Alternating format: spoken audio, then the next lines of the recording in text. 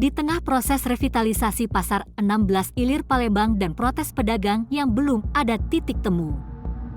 Kali ini, pedagang harus menghadapi kiosnya yang dihancurkan dan barang dagangan yang hilang. Peristiwa ini dialami pedagang Pasar 16 Ilir Palembang, Minggu 8 September 2024. Tak hanya kios pedagang yang dihancurkan, kantor Perhimpunan Pemilik dan Penghuni Satuan Rumah Susun P3SRS turut serta dirusak. Sehingga pada hari Minggu 8 September 2024 para pedagang tidak bisa berdagang. Mereka hanya berkumpul di depan gedung Pasar 16 Ilir Palembang.